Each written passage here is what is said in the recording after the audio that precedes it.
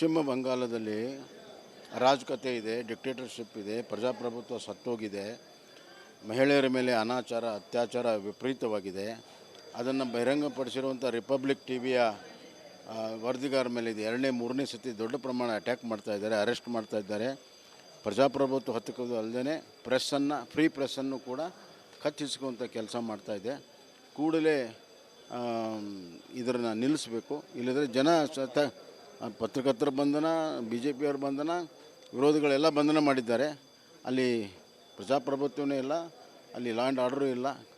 ಕೂಡಲೇ ಮಮತಾ ಬ್ಯಾನರ್ಜಿ ಸರ್ಕಾರವನ್ನು ಬರಖಾಸ್ತು ಮಾಡಬೇಕು. ಪಶ್ಚಿಮ ಬಂಗಾಳದಲ್ಲಿ ಅರಾಜಕತೆ ಇದೆ, ಡಿಕ್ಟೇಟರ್ಶಿಪ್ ಇದೆ, ಪ್ರಜಾಪ್ರಭುತ್ವ ಸತ್ತೋಗಿದೆ, ಮಹಿಳೆಯರ ಮೇಲೆ ಅನಾಚಾರ ಅತ್ಯಾಚಾರ ವಿಪರೀತವಾಗಿದೆ.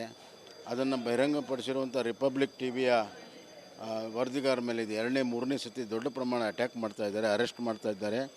ಪ್ರಜಾಪ್ರಭುತ್ವ ಹತ್ತಿಕ್ಕೋದು ಅಲ್ಲದೆ ಫ್ರೀ ಪ್ರೆಸ್ಸನ್ನು ಕೂಡ ಕಚ್ಚಿಸುವಂಥ ಕೆಲಸ ಮಾಡ್ತಾಯಿದೆ. ಕೂಡಲೇ ಇದನ್ನು ನಿಲ್ಲಿಸಬೇಕು. ಇಲ್ಲದ್ರೆ ಪತ್ರಕರ್ತರ ಬಂಧನ, BJPಯವ್ರ ಬಂಧನ, ವಿರೋಧಿಗಳೆಲ್ಲ ಬಂಧನ ಮಾಡಿದ್ದಾರೆ. ಅಲ್ಲಿ ಪ್ರಜಾಪ್ರಭುತ್ವವೇ ಇಲ್ಲ, ಅಲ್ಲಿ ಲಾ ಆ್ಯಂಡ್ ಆರ್ಡರೂ ಇಲ್ಲ. ಕೂಡಲೇ ಮಮತಾ ಬ್ಯಾನರ್ಜಿ ಸರ್ಕಾರವನ್ನು ಬರಖಾಸ್ತು ಮಾಡಬೇಕು.